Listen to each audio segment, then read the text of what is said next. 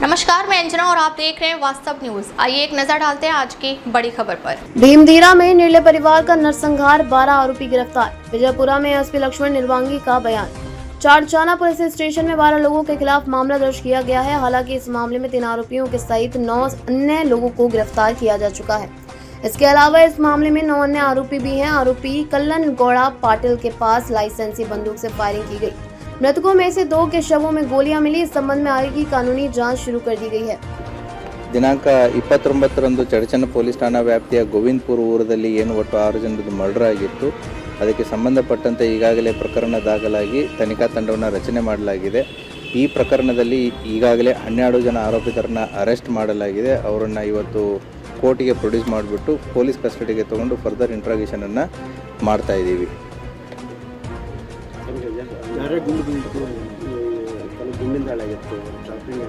ಅದರಲ್ಲಿ Kallanagowda Patil ಅನ್ನೋರದ್ದು DBBL licensed weapon ಏನಿತ್ತು, ಆ ಲೈಸೆನ್ಸ್ಡ್ ವೆಪನ್ ಯೂಸ್ ಆಗಿದೆ ಅನ್ನುವಂಥ ಮಾಹಿತಿನೂ ಕೂಡ ಇದೆ. ಮತ್ತು ಒಟ್ಟು 6 ಜನರ ಮೃತರಲ್ಲಿ ಈಗ ಪ್ರಿಲಿಮಿನರಿ ಪೋಸ್ಟ್ ಮಾರ್ಟಮ್ ರಿಪೋರ್ಟದಲ್ಲಿ 2 ದೇಹದಲ್ಲಿ ಅದೊಂದು DBBL ಬಂದೂಕಿನಿಂದ ಸಿಡಿದಂಥ ಗುಂಡು ಕೂಡ ಕಂಡು ಬಂದಿದೆ. ಅದನ್ನು ಕೂಡ ತನಿಖೆಯನ್ನು ನಾವು ಮಾಡ್ತಾ ಇದ್ದೀವಿ.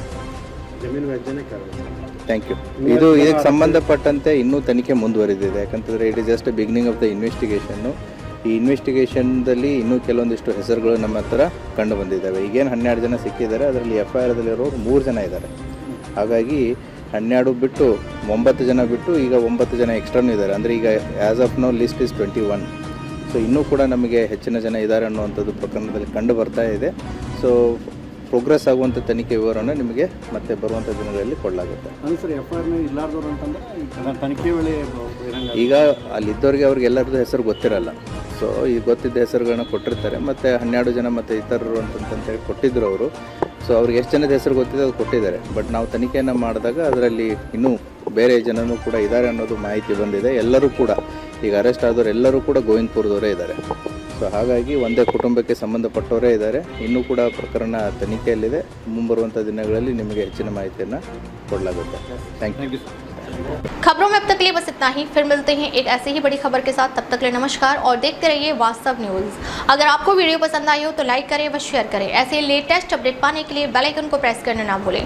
अगर आप हमें फेसबुक या इंस्टा के माध्यम से देख रहे हैं तो हमारे पेज को फॉलो जरूर करें। धन्यवाद।